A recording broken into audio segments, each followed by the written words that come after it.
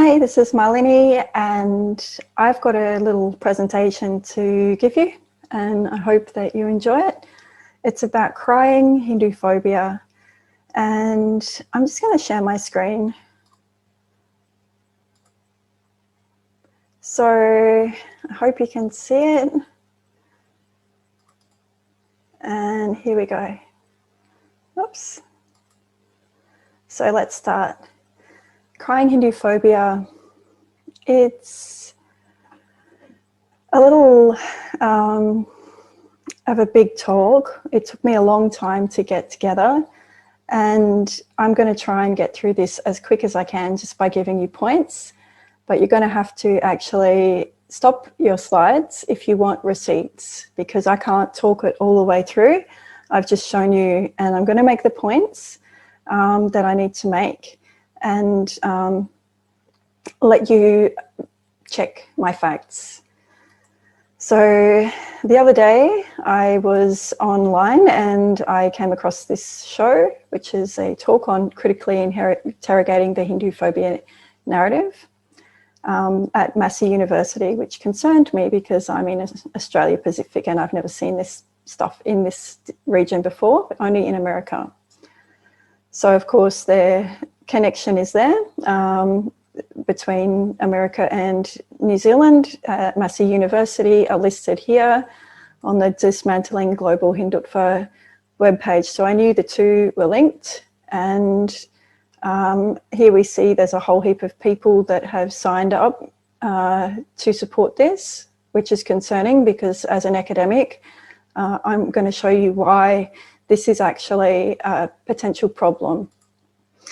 And it's a problem for people in Australia and the UK more than other countries because we have all kinds of legislation and protections against human rights abuses and things that discriminate against us on the basis of religion. So these people in these countries here are not covered by the same freedoms of speech that are being covered in academic institutions in America.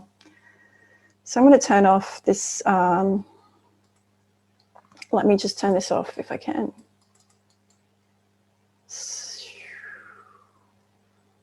Stop video. All right. So I hope you can still hear me. This is the letter that was written, and I've highlighted the parts that you see all through this narrative. So this is like a discourse analysis, and you can see basically that it's being said that people are harassing, intimidating, besieging political extremists, saying that this conference is Hinduphobic and that they don't know the difference between Hindutva, which is an extremist ideology, or Hinduism or Hindus. So there's a whole heap of claims made about, you know, things that I'm going to go through here. And you can see that this is the letter from SASAC, and they've used the same tropes: muzzling academic inquiry, targeting harassment. They use the same type of words. So if I was reading this as a historian and I read the two together, I'd say that the same person wrote it. Here we have what was supposedly the harassment, which is 928,000 emails sent and a petition with 10,360 signatures, which we call generally, you know, protesters sent. We don't call that harassment. I haven't seen any signs of like entrenched harassment or hatred. I have seen people angry, but if there's that many signatures and that many emails, it's statistically negligible how much bullying has happened. But we've got this narrative coming here in Australia, and I am concerned because it will lead to rising communalism.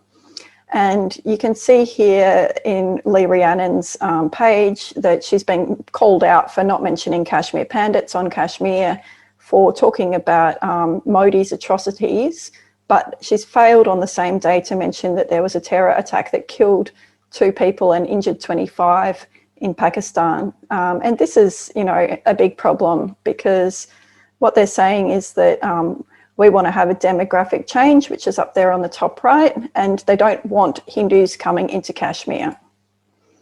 this is, you know, a comment that was on the same page. I think it was on this one of David Shoebridge. And if you stop the slides and you have a look at that, you can see that they're saying that the Kashmiri Hindus just sort of, you know, they were transported out by the government and nothing really happened. Only 219 died, and that Modi's fascist, and that, you know, they're threatening about India doing business with Australia and we should be taking their side, which is basically telling us that we should, you know, support this abrogation retraction, which is not going to happen. So here we've got this Hindutva extremism in Australia being mentioned by this, and they're saying Vishwa Hindu Parishad, a terror organisation by various counties, but no. They're saying that BJP's reached other countries, and we've all got to be careful because there's a big threat. Now, if you slow down and have a look at that, you'll see this is the same narrative. They're targeting, you know, Sikhs, Muslims, Christians, you know, Ambedkarites and all that, okay? Australia has got this Australian Humanism Project, and you can see who they're tagging here on the right. You can see that they're all pretty much, you know, listed under leftist types coming, you know, between America and India. So this has come to Australia. And when you have a look at that link to hear about the talk that he's given, he's got a farmers protest thing there. This is a Greens member for Parliament. And he's saying right-wing, intolerant, far-right extremist violence. And then he goes right-wing Hindu extremists. They're hateful, they're vicious, they're divisive. And they've had 2 attacks, 2 public brawls, 2 Sikhs were attacked. Okay, because the Indian farmers are suffering. This is all about the Indian protests, and what they're doing is they're saying that, you know, Modi's a fascist, and basically they don't care about anybody else, and they're preaching hate. But what they don't mention is that actually Harris Park incident is, it was 2-sided, and now the Sikhs have complained that they're being abused in 2015. But what the National Sikh Council is actually saying is that it was disgraceful and that they should go back to India and settle their differences there and not do it here in this peace-loving country. And I stand with Bawa Singh Jagdev on that comment, because this is disgraceful. But it's true that there were issues that haven't been mentioned, and you only see that if you look into the Indian newspapers. So there were 3 Sikhs that were actually put through the court system about this communal violence, and that Manhar Singh has pleaded guilty over the Harris Brawl incident. And you're not seeing that in any of the other news, but you are seeing that Amar Singh from the, you know, that talk that you just saw with David Shoebridge is saying that he's been hated on and he doesn't like it. And he's basically accusing people of not letting people express their democratic rights, and it's all about the farmers' protests. So the Harris Park Brawl, having 3 Sikhs charged for that, for inciting the violence, is actually not mentioned, which is double standards, and it's a bias against Hindus, because they're saying that this is because of Hindus who are right-wing extremists, and that's not what's happening. So there's video footage up at the Australia Today of cars loaded up with Khalistani flags. So it's not like this Khalistani conflict with Indian nationalists isn't 2-sided. They've got tensions between them, and the bias reporting actually shuts down one side of it, and it makes the perpetrators the Hindus and the victims the Sikhs, which isn't actually correct. So now we've got anti-immigrant sentiment arising because Crikey actually published this thing about Western Sydney hate crimes perpetrator becomes a hero in India, and the Sikhs have reported violence and, you know, all of this stuff. And so the Crikey has represented the Sikhs as the only victim, and that Vishal Juld is actually like a hero and the BJP right. But what's happened in the comments, if you go to that article, is that people are saying that they don't like Saudi Arabians or Indians, which is anti-immigrant sentiment. So it's fostering communalism, division in our entire community. So if you go to the Hindu Post, you can find out what is going on and why there might be protests from the Indian side, and that is that Vishal Jude has been put into prison, and he's had to move prison because he was assaulted by an officer, a guard in the prison, which is a breach of his human rights. So I think they have a right to protest if that's what they're protesting about. But the issue is that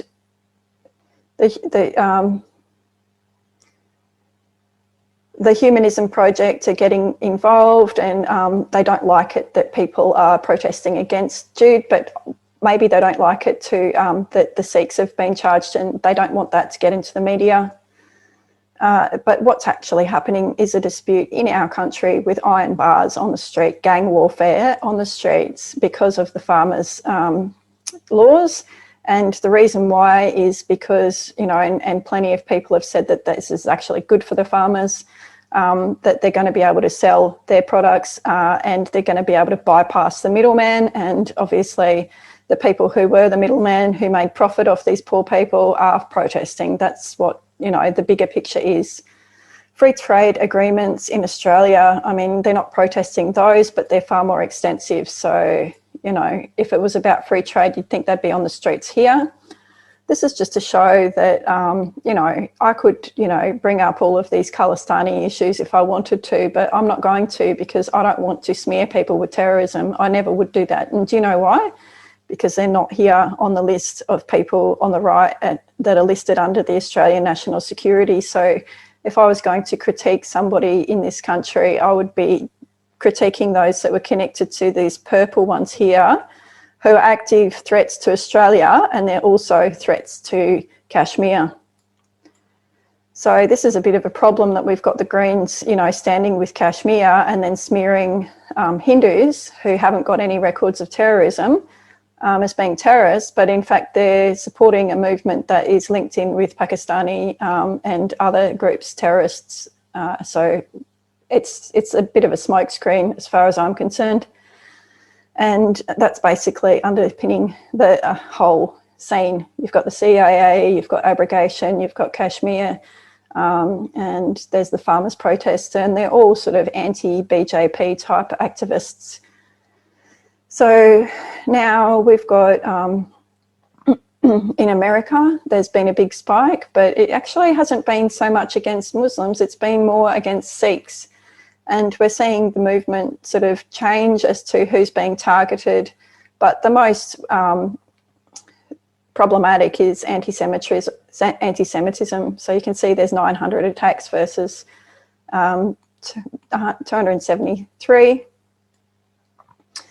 And this is what happens in America for hate crime. Now, the problem with using American hate crime statistics for assessment of religious persecution is that it relies upon very strict sort of criteria that a person has to basically be injured.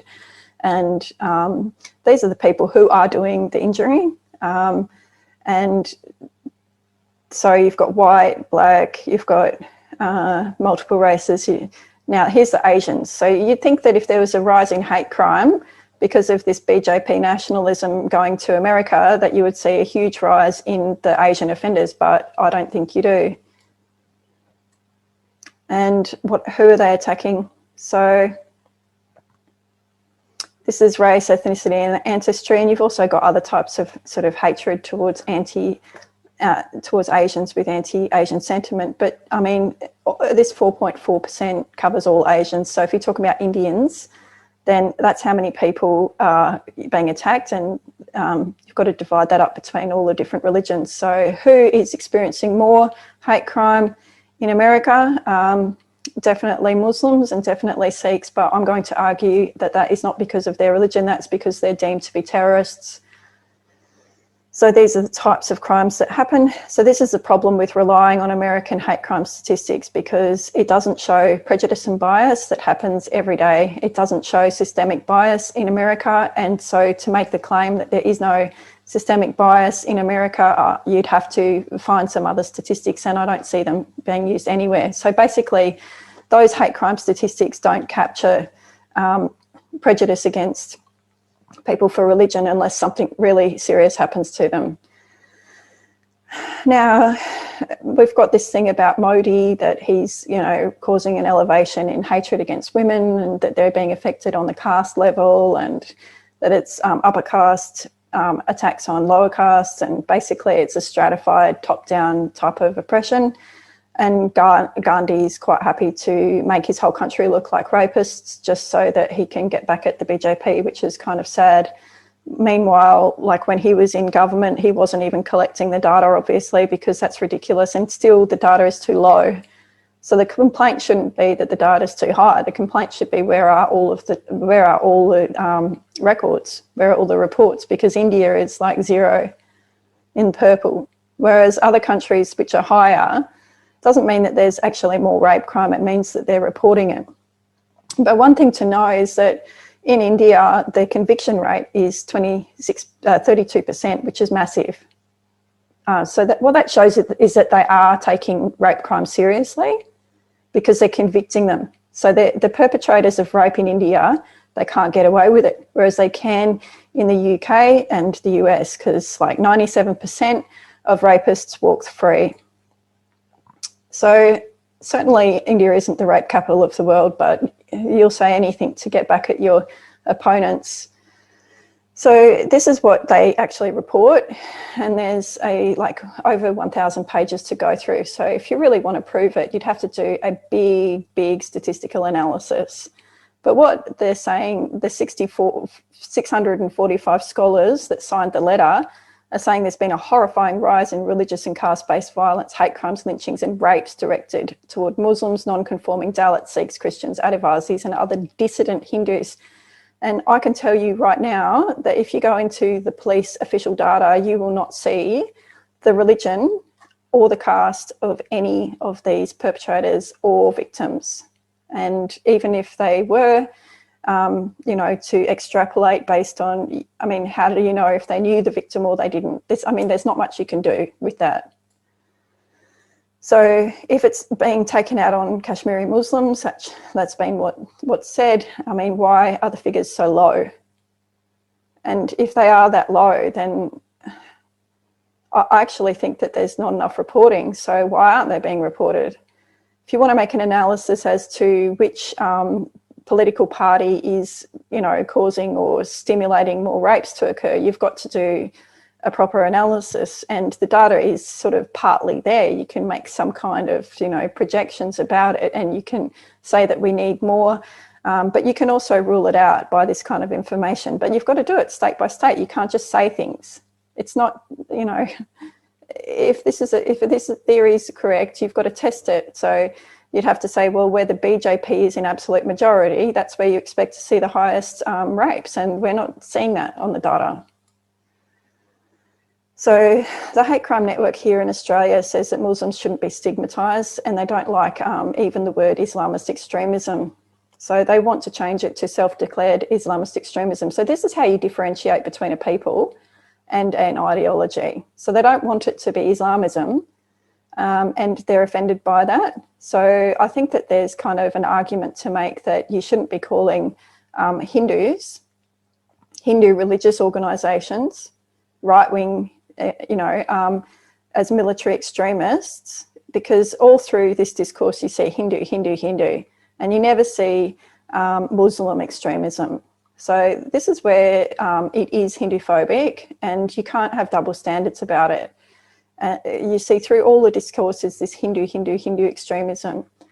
So on the right here is a screenshot from a white paper, Islamophobia and Hindutva or something, up at the Massey University Care Institute, and this is what really caught me. I read it and I thought, okay, he's doing, Chinmaya is connected to Vishwa Hindu Parishad, and VHP is a terrorist organisation, and therefore the New Zealand government should scrutinise them. All of the Hindus that are performing their own cultural practices, they should be scrutinised. See, their funding of cultural performances that are connected to the ideology of Hindutva, which means that they want to scrutinise anyone who appears to be strong in their Hindu culture, which is stigmatising, and it's putting them under surveillance.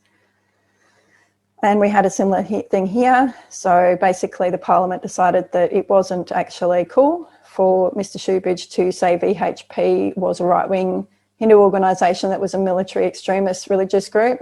And, you know, they rejected that. They checked it with New South Wales Police. Basically, this is this pedagogy business that Professor Dutta is saying is going to distribute hatred through the community.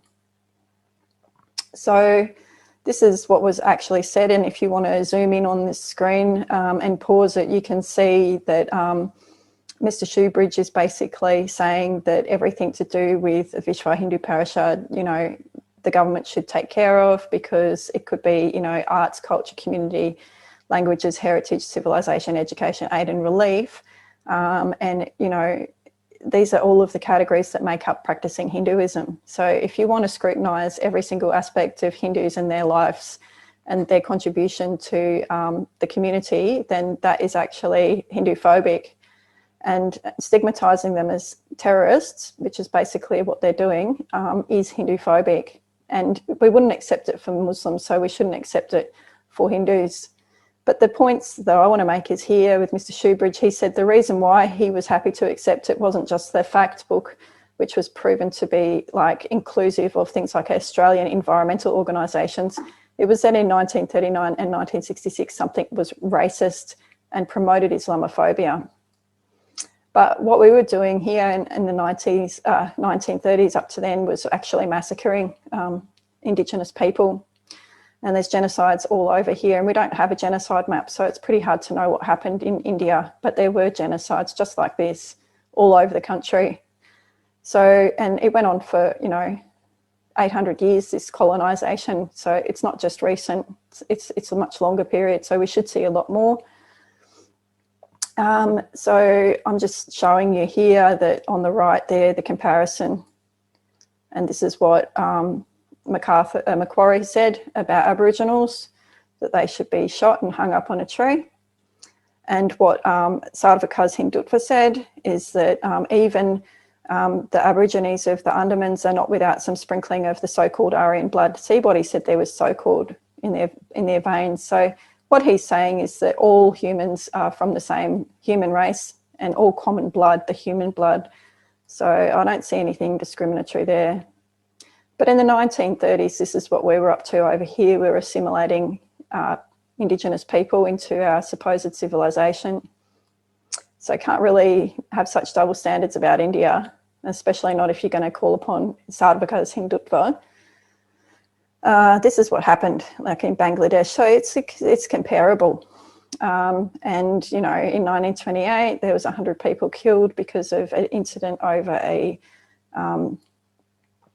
spearing. And this is what Professor Dutta says about Bangladesh. So let's just have a bit of a comparison. He said that it's not really Hinduphobia and that it's actually about linguistic identity, and that Hindus invert it entirely to promote hatred, a theory about hatred toward Hindus. So they just need it to create an example of Hinduphobia. But he hasn't read my study, which, you know, proves that even the word was there before. So this is what the wider Australia policy was up until 1966. So Aboriginals couldn't vote until 1967. So when you look there on the right, I just want you to see that that's what David Shoebridge expects of India, for them to be like some perfect Puritan, you know, community that never says anything bad, like even when we're killing our own. It's just nuts. It's really, really Hinduphobic. And all because he wants to smear a Hindu organisation. So Massey have brought this rubbish over to our part of the world, and it's fostering communal hatred on our streets, and it's dangerous. And this is what he says. This is why they're Islamophobic, because they don't like it that Muslims are being portrayed as invaders, but we're actually quite happy to say that white people invaded Australia. So it's a bit of a double standard, isn't it?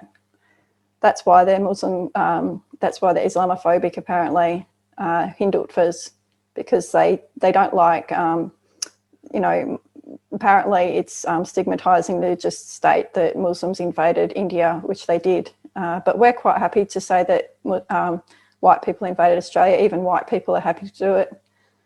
So you can just see, I mean, where this is going. And this Indigenous woman here, Ms. Hatfield, says that those kind of attitudes are denying the history of our people, and that's exactly what Hindus are saying.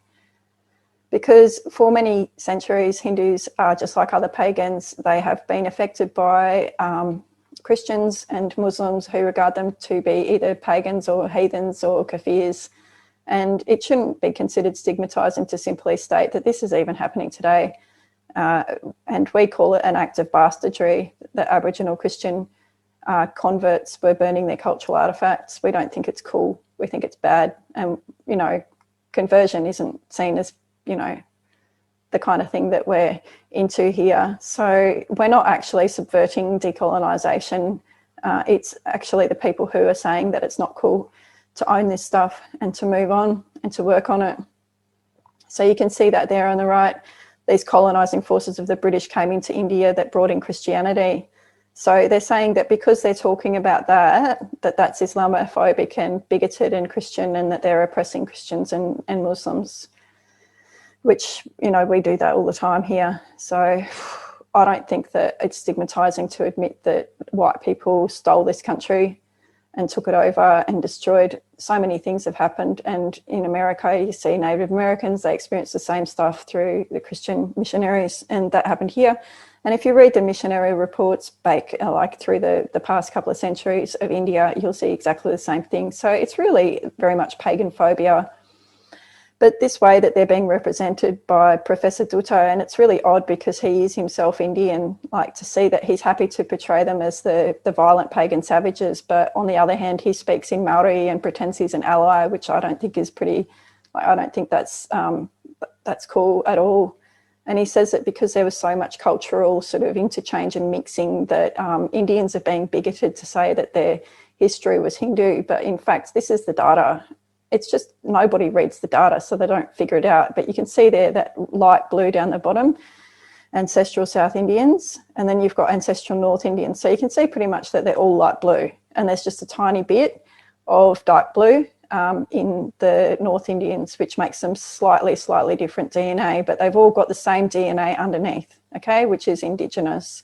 And you can see from the left that that Indigenous DNA is not the same everywhere else. It's their own.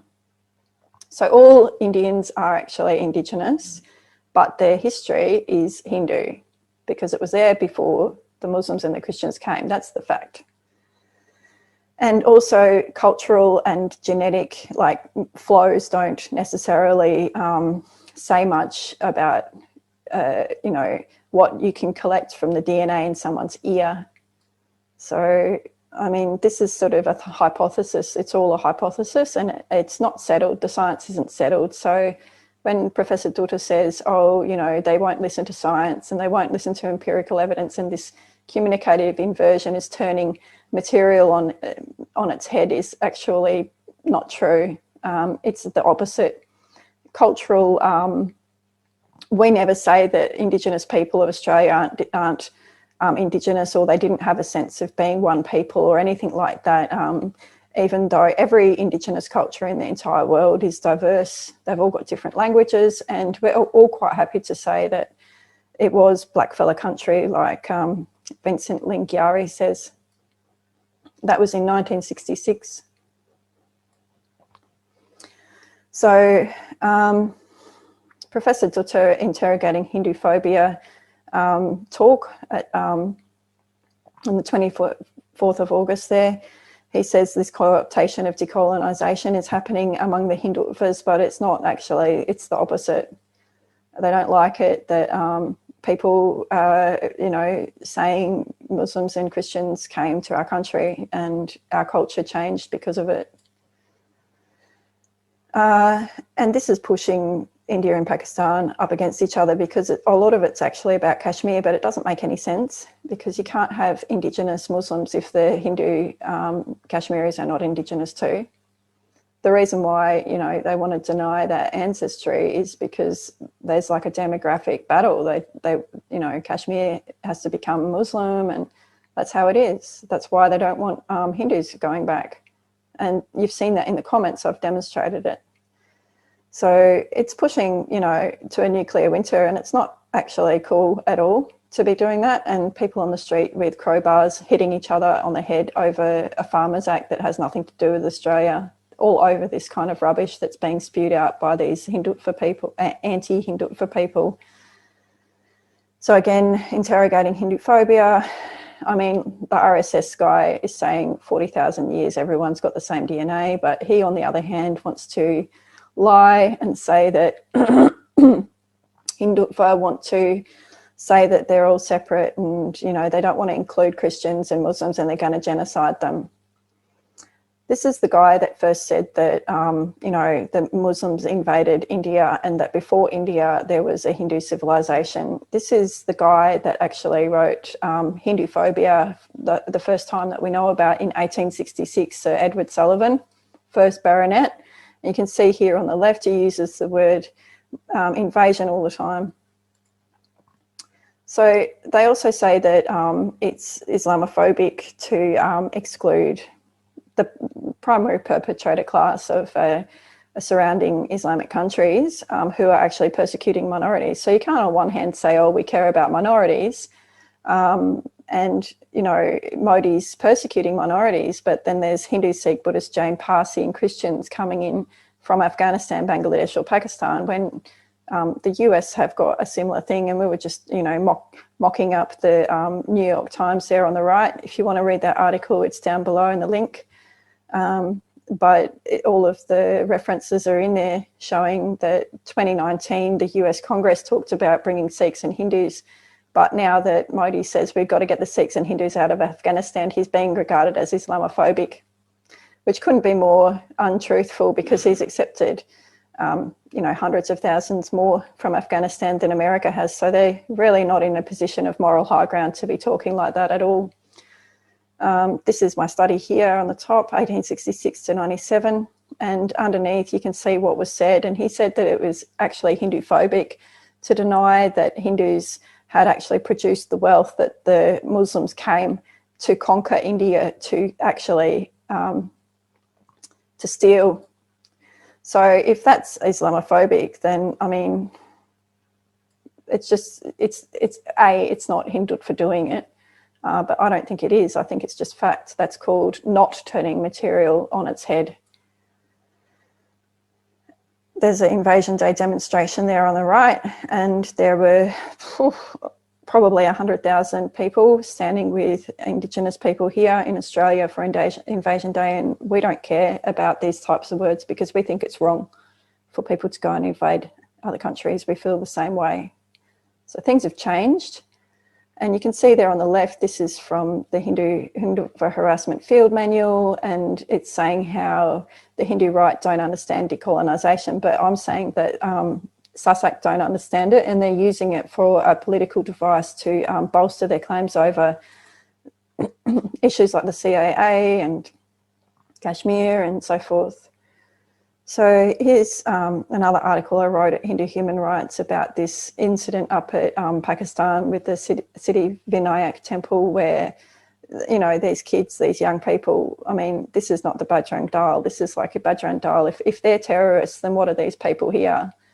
They went in and smashed this temple, all because a kid got let off from being in prison at 8 years old for blasphemy, and they pushed 800 Hindus out of their community and completely smashed the temple up. And it was like disgusting. It was the most disgusting thing I'd ever seen.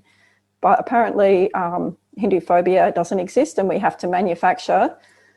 And if we say anything about it, it's just to silence their critiques of Hindutva. But I think we should be able to actually critique what is actually religious extremism without being regarded as being Islamophobic or propping up claims to Hinduphobia. And you can see there on the right, I mean, when I was studying, that was just a list of things that came up in my research. I haven't even gone and listed all of the incidents, but that was just in this year. That's just this year. So Audrey Trushke says that it was a recently coined term popularised by the far right, and I've already shown you that it was actually in 1866. And if you read my article, you can see that it's been throughout. So it was in common use. And, you know, Mr. Dutta, this is just to show how well this matches up with the SASAC definition of Hinduphobia, because it's the same narrative. So I'm deconstructing and interrogating the narrative against Hinduphobia. Hindutva organisations have made a global effort. Now, this is what they call harassment. So they've set up this whole thing on the back of this claim that, you know, they're being harassed and systematically persecuted, basically. But that's because they sent form letters, which means, you know, 900,000 Hindus, well, 900,000 letters. But I think that's between 40 universities. So it's a lot of Hindus that have signed these letters, and they're angry. But I don't see any other type of harassment. And they're saying that it's to silence critiques of this stuff, but we're not seeing critiques of that stuff. We're just saying that if you say the word Hinduphobia, then you must be a hateful bigot. That's what we're saying. That's what we're seeing. But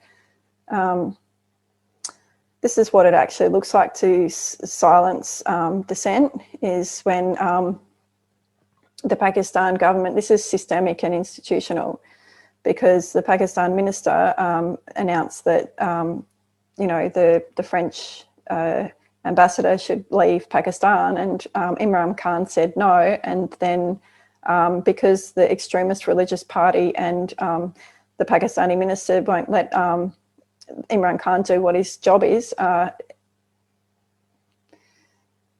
you know, they got their way. So who's running the country? This is how you analyse extremist religious ideology. It's not to attack Muslims. I'm not attacking Muslims. I'm just showing what happens. This is the problem. I'm not seeing the same level of analysis or differentiation. So dislike of or prejudice against Islam or Muslims, especially as a political force. Now, if you add that onto the definition of Hinduphobia, then you'll see why critiquing Hindutva is like critiquing Islam in a way. If you're going to say that, not all Hindus follow Hindutva, but I'm saying that if that's a political ideology, use a word that's not Hindutva, because it's not actually cool. It's Hinduphobic to use that word. And it's even more uncool when you use words like Hindu supremacist and far-right Hindu nationalists and all of this type of stuff, because it's like saying far-right Muslim extremists. We don't say that. There's a separate word for that. So you should use a separate word if you're going to be critiquing ideology. But the whole thing here is to say that, you know, Hinduphobia is a construct, but you can see down the bottom of this Oxford definition that it was from the late 19th century. And I've added that bit there to show how if you want to have the same standards between Islamophobia and Hinduphobia, and you want to be able to differentiate between somebody who's attacking Islam and somebody who's attacking Hindutva, yeah, it's the same. You've got to have the same standards, otherwise don't say social justice activism, because that's not what this is. This isn't activism for social justice. This is against the framework of social justice for Hindus.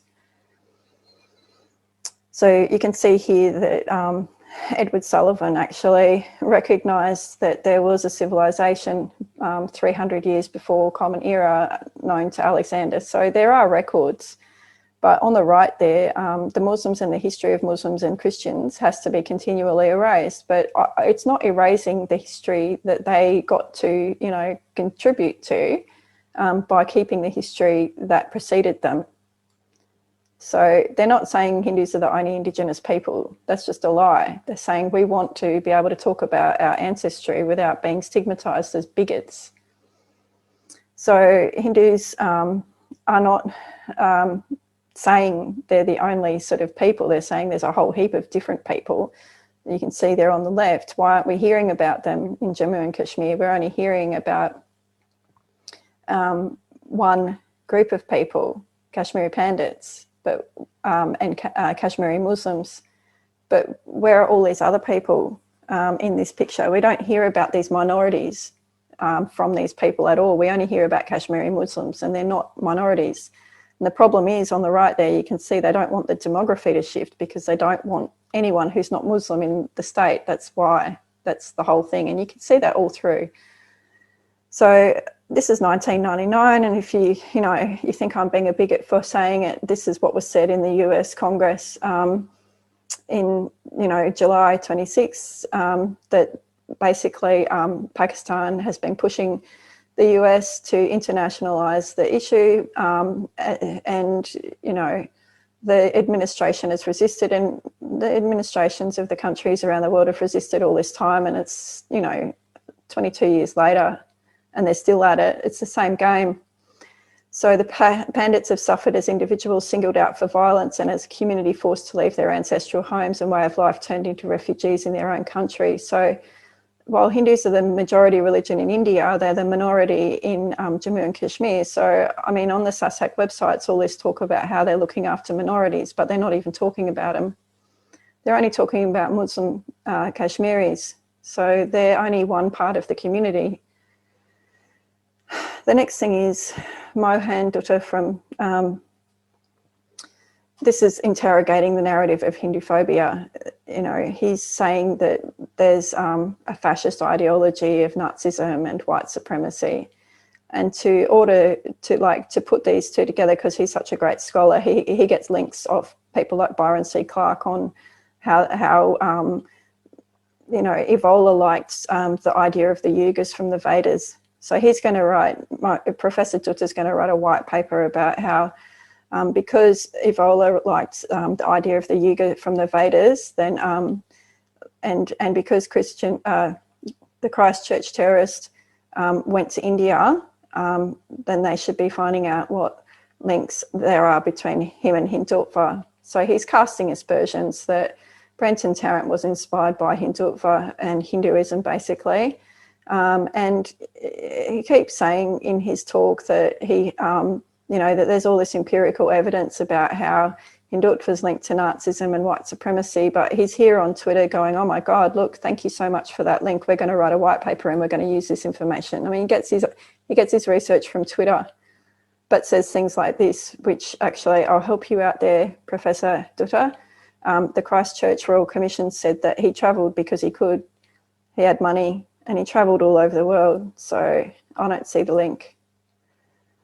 When I asked him for a reference to prove that Chinmaya Mission had a link to VHP and VHP were terrorists, which is what he said in his white paper, I got shut down. I got told I was stupid. I got told that my university should keep an eye on me over and over again. You can see that over and over again. I got told I didn't understand it, obviously, and that it was part of, obviously, a Hindutva infrastructure of hatred. And it was typical standard patterning because, obviously, the Hindutva field manual has got a special criteria that people who ask for references are actually Hindutva fascists. This is what communicative inversion means. Basically, it means that if you speak the truth, they're going to turn it upside down. So that's what happened. And then, Trishke complains that she's being attacked. And, he's saying that that's what Hindus do. And I would like to see, how come 900,000 auto messages were sent and there's only 6 tweets on Professor Trishke's website, and they're from asd@gmail.com and your father and your mother. So they all sound the same to me. So I did read the reference there for the VHP being a terrorist. And I knew that he was just smearing them with hatred. And this is all we get here with Mr. Dutta at the Hinduphobia, interrogating Hinduphobia, is that these, people are really stupid in multicultural societies and they don't know enough about these people, and they shouldn't be funding them because we tend to fund them because they're multicultural. That's what he's saying about Hindus. But actually, if you bring up Hinduphobia, it's a notion of fear to silence voices that question the real hate perpetrated by Hindutva. I'm going to go into the evidence that disputes this in a minute, but I just wanted you to show you that this is how he operates actually in real life. This is the evidence for his statement that VHP are terrorists. It comes from this commentary here at Economic and Political Weekly from 2008, which is basically just a newspaper full of propaganda. He says that sadhus, sadhvis, mahants affected to akaras. So basically, like, not only did they lump in the BHP and all of that in 2008 before they even got into the party, like into government, he's also smearing yogis. So that's Hinduphobia. So if you go and find out what's wrong with the RSS on the SASAC website, where you know, they've got links to all this evidence, you get to this like think tank, which is supposed to be academic evidence, but what they're doing is profiling people, including our government prime minister, as Islamophobic. And apparently is Islamophobic to simply talk about radical Islamic ideology or Islam. So you can't have it both ways. Either it's Hinduphobic to talk about far right-wing Hinduism and Hindutva, or it's not. How are you going to separate them? I don't see it being separated. You can't have it both ways. You should be saying radical Hindutva or something like that, and then criticise radical Hindutva and explain to us what radical Hindutva is, but that's not what they're doing. And they're using words instead of radical Islamic ideology. Imagine putting radical Muslims, radical Muslim ideology, or Muslimism, Muslim supremacy. If you did that with Muslims, it would be considered Islamophobic point blank, but you can do it with Hindus and you think that's cool. So, see, it was considered by this group Bridge that it was Islamophobic, that Ati Tiku, who was a victim of Hindu ethnic cleansing by radical Islamists, that Islamophobia is a bullshit word thrown in as a slur by those who have an irrational fear of any criticism of Islamic extremism and regressive Muslims. Can you see how that ties in with this narrative that if you just switch it, Hinduphobia is a bullshit word thrown in as a slur by those who have an irrational fear of any criticism of Hindutva? Can you see that? So if it's Islamophobic by the standards of the documents that reference SASAC, the Hindutva field manual, to say things like that, and you twist it around and put it into what they're saying, it's Hinduphobia. And if it's, you know, if it's not, then there is a Hinduphobic prejudice and bias, so it's still Hinduphobia. So here, these IT cells on the SASAC website, like, you know, BJP are running these IT cells with upper and middle class Hindus, and they distribute information through WhatsApp. And if you click on the link for what this terror and vigilante violence is, you come up with a Wired story about India's frightening descent. It's Wired. It's not even, I mean, they've got no evidence for terrorism, and I'll tell you why, because they don't want to use the South Asian terror portal for these documents, because they don't want people to know who's actually committing the terrorism in India. And when you go into this WhatsApp group rubbish that it says here, you go to Lynch Fact Checker, and since that's not online, you go to News Laundry. That's the evidence that they've got for lynchings. And all the people that are in the group that are likely to commit the perpetration. So the BJP and all of that might be planning it at the top and making content, yeah? This is profiling. It's pure profiling. Okay, I'll explain why in a second, because they don't collect the data for this stuff in the police reports. So basically the people who are most likely to be committing these crimes are actually OBCs, Muslims, Christians, Sikhs and others. So if these are all in this group, see these Sikhs, Adivasis, Christians, these are all in these groups. So what they're saying is it's a top-down flow of hatred, and that the people in the groups and on the bottom commit hate crimes. So it's the people in those groups that are committing the hate crimes. We just think, I mean, this is just pure, they speak about disinformation, but this is pure disinformation. This is another thing they've got linked to there. So it's K-Scan, Scholars Consultative Action Network, and it's another fake academic thing that produces reports, and it says the same thing. I wouldn't be surprised if the same people wrote it from SASAC that wrote this, because it's exactly the same narrative. And but then if you go into the links of the things that are like on SASAC website, you come up with this Minority Rights International, and it talks about Hinduphobia. It proves it. Like, these people know that Hinduphobia exists. So this very extensive human rights report has got references like this, Mongol Bay, Al Jazeera, Third Pole. Like, this is what they've got to prove that they're going to be genociding Kashmiris. And the reason why they're going to genocide them is apparently because they're going to have resorts. Yeah, that's where it's at. And these 684 scholars said that they were signed up to an ethical commitment to protecting the rights of minorities, dissidents and ordinary people whose very existence is under attack. And that's because apparently Modi's genociding people in Kashmir, which isn't happening, but let's have a look at the data for America to find out. 1999, there was 6,623 hate crimes, and none of them, see, 9 individual attacks on Muslims. So, I mean, it's a percentage, it's not very high. There was more in 1999 than there are here in Australia in this, well, this is hate crimes. This means they're actually harming them, seriously harming them. 7,000 hate crimes in 2019, so 20 years later, it's not much different. So, I mean, this is what happens when you make people look like they're terrorists, is that they don't trust you. And this is what's happened down here with Muslims. You can see that they're less trusted than Buddhists, Jews and Hindus, because Buddhists, Jews and Hindus are regarded as peaceful people. And if you want to call us terrorists, then you're going to change that, but you're actually going to spread out the hate. You're going to make more people get captured under the umbrella of hatred. So it's creating more Hinduphobia, and that means more Islamophobia, because Hindus and Muslims get mixed up, and Sikhs. So basically it's a really dangerous prospect. So you can see here that Muslim immigrants increase the risk of terrorism. That's what it said in the newspaper. So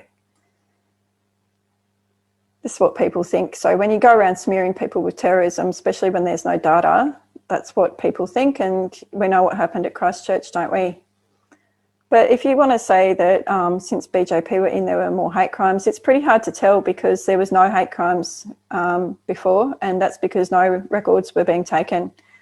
And if you look at Statista, it says that the Indian government do not collect religion, caste or ethnicity, and that there were reports of religion-based hate crime, okay? There were reports, but the government does not record religion-based crime. So there's no official data on the category. So all these things are smears, but if you go to Pew and you find out, well, what do Hindus and Muslims and all that think of each other, this is what they actually think. And the more they feel proud about their religious identity and their Indian identity, the more they actually express positive views about diversity. So it's actually upside down. The whole theory is upside down. This is all the terrorism that happened in India. And as you can see, like the upper states where BJP's in power, that's not where it's happening. So if terrorism and BJP are related, why is it happening in regions where they're not in governance? And this is what you're doing.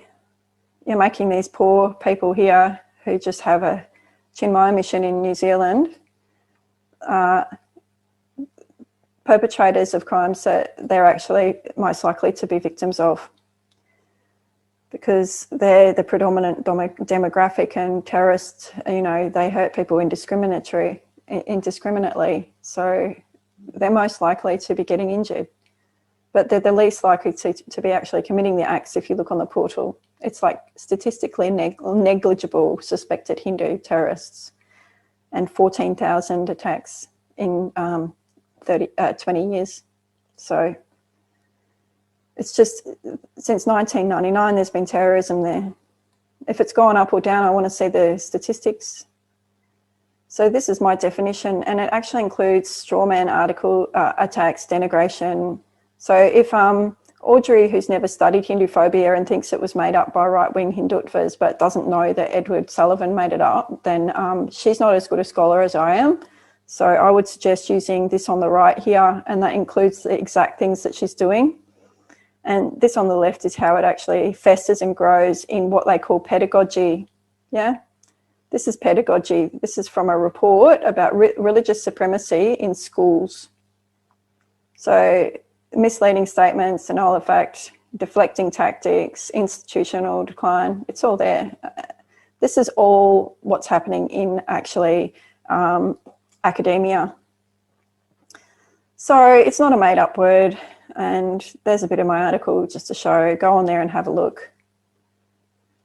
So Professor Dutta, what he did to me by calling me a terrorist by association for just asking him for a reference, he breached the rules at NetSafe. And this is the point that I want to make, is that you can't go out smearing people as terrorists in New Zealand and Australia and get away with it, because we do have rules. But the trouble that I have with him is that he says that if you feel unsafe and, you know, you question and critique people for making up absolute rubbish about Hinduism and Hinduphobia, then you actually are a Hindutva far-right extremist. So you can't win. It's sink or float. But this is kind of racist here. This is where he says that white Brahmins are pretty much white supremacists and that they assist one another to push out the margins. But that's what we're hearing here, is that actually these ISIS flags can be raised in Kashmir, and it's found out that they're just not really much, you know, they're not really doing much.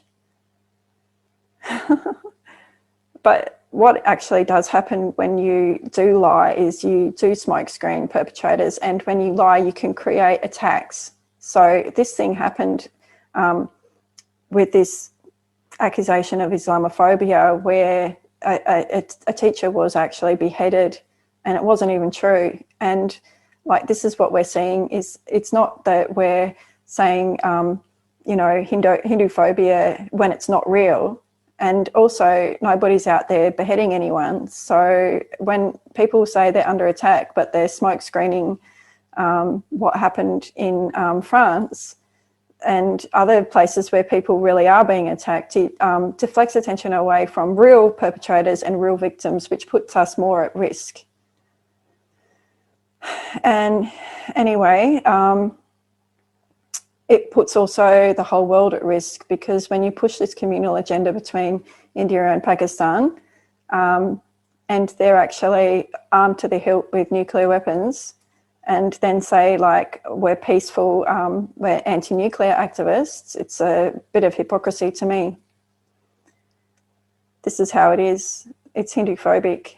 And if this conference at Dismantling Global Hindutva has anything like the material that we just saw from Professor Mohan Dutta, then that conference too will be Hinduphobic. And I think people have got every right to complain, because the content for the SASAC website, the letters that the SASAC people wrote in support, the letters that were written by obviously by SASAC, probably by you know, then signatures from 640 institutions, that just basically says it's an institutionalist hatred. Because if they have read that SASAC website and they're happy to stand by this type of propaganda that says that Hinduphobia isn't real, and if you stand up against it, then you're actually a terrorist, then that is like blatantly Hinduphobic.